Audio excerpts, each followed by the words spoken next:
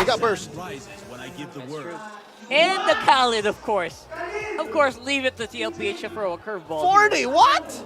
Leave TLPH to leave a throw This is over here. Wait, agrees why with I'm me. number 2? Because I'm number 1. I'm older than you. Okay, fine. You know what? That's how the hierarchy works here on the desk right now, Egon. Welcome to game number 2. Look at the pressure already in the jungle. They're very aggressive right away. Burst Blood Sanford picks it up as JP manages to escape, but Ukir with the kill, but it's going to go on to Chaknu. So that's just a jungler for a rover. New strats. Let's. I mean, we don't see that often. Hey, it's not just a blitz draft; it's also blitz rotation for the first blood kill. Wow. Yeah. TLPH. I think TLPH has a party to attend to later. that's how you make it work. And mind you, that one on Sanford, he got that kill. So as you know, the panelists were talking about, we don't see the Khalid pop up often. Now it's here, and then you get an early kill. You build up, you snowball off of it, especially in that match with the XP lane. And Carl's still going for it. They're not even done. The Curse Blast was there from Ukir though. Not for yet. There he gets it. Okay, JP might fall down here. Carl TC picks up another onto Chaknu, but Andoryu's not even done onto Carl. Wow, is this Brawl? This is Brawl. Honestly, I feel like they're trying to make a statement here. Now Sanford goes in. Okay, Desert Sandstorm onto Andoryu. Trying to delay his jungle. Wow. Unfortunately, he's not level 4 yet. If he did, maybe. But look at the trip he took. That's through the river. Like he's on sand through the river, technically. One of the perks of having a Khalid really fast rotation along with a JP Cho. I mean, this is the most aggressive JP I've ever seen. But there's the Sacred Hammer coming in from Chaknu. Okay. So I think the game will slow down for now. Hey, I'm not complaining, man. You know, we have so many games where in the first 2 minutes, it's you know, there might be an attempt here or there, but this is everywhere. Even in the gold lane, when you would expect these two teams will just go for their gold, try to get the. Wait, what happened there? My goodness. Okay, so Joe manages to escape against Benny Cutie, but here comes JP once again. A CLPH picks up the first turtle. And not even done. Chaknu trying to hide here. Okay, here comes the kick coming in from JP. They want to burst down Ryota. Ryota manages to escape. And here comes Andoryu this time. Sanford has to use the flicker. Chaknu with the Sacred Hammer. They're going to catch Sanford. Is he going to be alive though? He's going to fall down in the hands of Andoryu. I mean, think about how much pressure this is just on the purple buff. So with everything happening, I'm wondering if this is just going to be the pace that the Cavalry decides to lead throughout this game already. Predict game number 2. If that's what they want to do, then it's a good change of pace. Diversion's going to be used. And then there they go. They send them down bot, but still nothing to take here just yet. Chaknu, though, not even level 4, unfortunately for him. So the pacing is what they're trying to keep up with right now. JP will get spotted out, pushed out of that. And they'll have to just deal with the fast rotations coming out from TLPH. Okay, this time Chaknu can enjoy the clashes. He's level 4.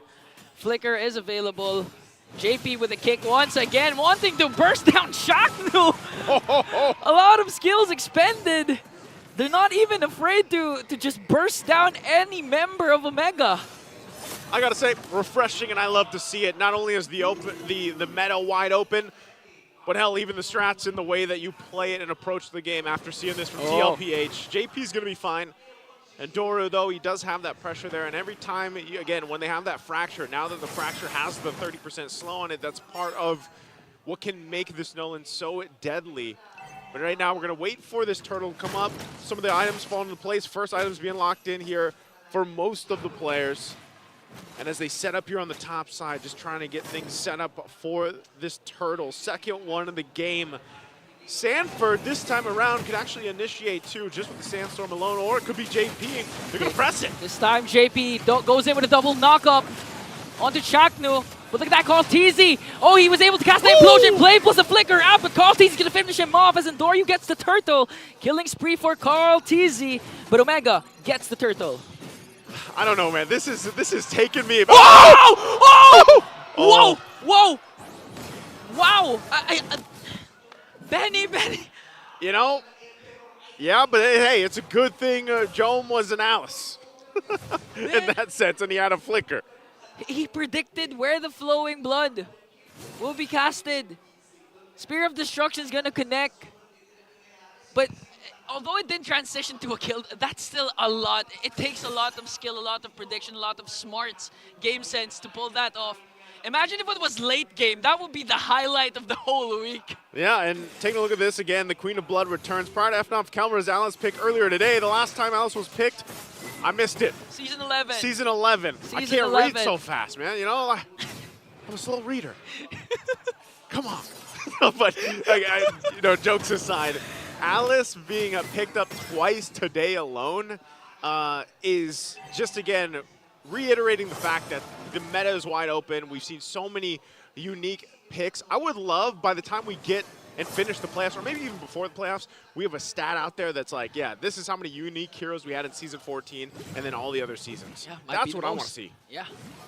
And now Omega working as one unit, 5-man rotation onto the middle lane. And at this point, it looks like a brawl game. Both teams just really fast-paced rotation, not letting anything go for free. For the first 2-3 minutes, all the buffs of Andoryu were contested. Man, just look at this too. Like, they want to go ahead and just plant Sanford there for now. See if they can pick something up to deal with, or if someone makes their way down there, showcasing again these emotes. BennyQt does pick up the DHS now, and just in the mid lane, it's Smart Omega trying to do pretty much the same thing. So they're mirroring off each other. JP though. Okay. Should be fine. You know, Sanford's just around the corner, and this turtle is for the taking as Smart Omega gets in position. Okay, it's going to be a 5-on-4 though, as Jome is on top. As Omega trying to survey the scene, will they go for a trade? Carl TZ picks up the final turtle. Look how fast Sanford's moving around too. That's the thing. You know, you rotate so quickly.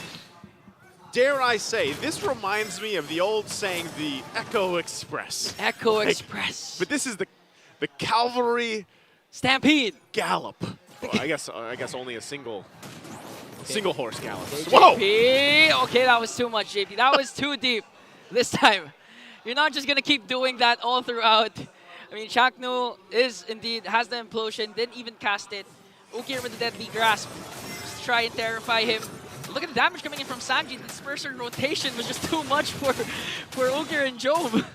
I guess at that point too, you know, sometimes it's just like, hey, if someone does go down, that's fine. If it's JP, you know, his job really is just to get the pick off. Yeah. He didn't even, you know, he's either going to use the flicker aggressively or defensively, because they know that for the rest of the team, they have so many options. Sanford can go in, you can get out or get aggressive with the diversion alone. And that's why they continue to put the pressure on the jungle side, because they want to make Smart Omega as uncomfortable as possible. And again, it's all about the items. You know, you only got the DHS Corrosive Scythe right now for BennyQt, but that seems to be enough. Even then, the Hunter Strike and the BOD for Carl TZ, and every time we see the Hayabusa pop up so far, it has been a snowball effect. Okay, Carl knows. Good check. Good check, Carl. Good check. That was good. That was clutch. Almost. And again, TLPH, you know that how to counter out the Nolan is to really put pressure, put aggression. You said this, make Andoryu really uncomfortable, even though he's the nightmare. He's the one having nightmares in his own jungle right now. Right now, he's got to rely on the team, you know, for the most part, to secure that for him, and also just kind of take care of this side, because at this point, when this Lord is up, you're going to see TLPH possibly go for a blitz again. I mean, they've been doing that the whole game. I'm wondering if they just approach us a little bit slower, or they're just trying not to give any possible moment. Oh, they are. Oh, here comes the double knockup from JP, plus the Way of the Dragon. Raging Sanford coming in from Sanford onto the backline, but JP's the one down first. In exchange for Iota, Sanford has to walk away as Chaknu wanting to go for the setup, and here comes Big J.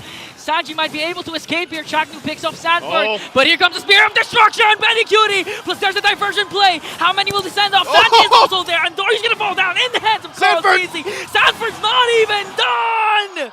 4 members of Omega are now down! There, he's literally flexing on him. Get yours now! Oh, in sync with Sanji, the San duo. Oh man! With the flex. And that's why for the community, I'm pretty sure the poll is collected. That's #1 right now, that's because #1, yeah. you're literally flexing on the team. First TLPH recall, second Fnatic Onyx recall. For me.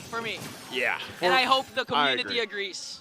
I agree. Man, I'm just saying, at this point, before all that broke out and before JP dove into the Tier 1 turret, I was going to say, you know, I feel like they're just not giving the Barangay here, Smart Omega, a chance to think about what they want to do or how they're going to approach the fight. TLPH is just like, yeah, kick it in high gear mode. You know, we've got all the horsepower we need with the Cavalry here. Literally, there's no gear less than 6 for TLPH. Yeah. It's all pedal to the metal. They're really playing at an aggressive, fast pace. Credit to JP, credit to Sanford, credit to the recalls, really flexing on Omega. And for TLPH, you really need this win, this point. Because right now, you're sitting at 5th in standings. You love to see it, too, the way JP's playing this show here. Yeah, he's died a few times, but he's doing his job. He's putting enough pressure on them alone, and they don't know if he's actually going to kick them or not. Whether he stands inside the base, and you've got Sanji flexing on you on the outside. What do you focus on? The shields are all going to be popped, and they work on the mid turret. Okay, Chaknu uses the conceal already. TLPH has minions on top. They lost the ones in the middle lane, as Omega was able to burst down the Lord without losing any inhibitors.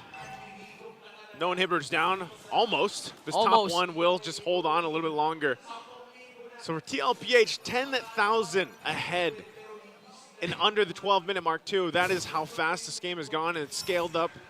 Conceal going to be used again as JP might be trying to go in. Diversion going to be used. They go for the turret. Here comes the kick onto Ryota, but Chakno answers with an implosion. TLPH, though, on the attack right now. Wiki Shadow coming in from cross TC onto the backline, and Doryu's going to fall down. Chakno, Ryota as well. 3 all of a sudden are gone. It's just Jomin Ook here as they take down 2 inhibitors with them. Sanji flexing the recalls. They have minions onto the middle lane, plus the 5-man recall for TLPH. Will they be able to bring this game down to their favor? Spear of Destruction coming in from Benny Cutie as he brings down Jome. Only Ukir is left, and the Liquid Stampede will finally be alive once again.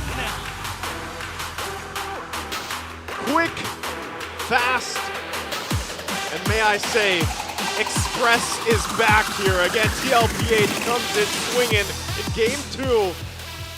Smart Omega not getting a chance at all to breathe in this matchup. Man, TLPH, remember what we said with the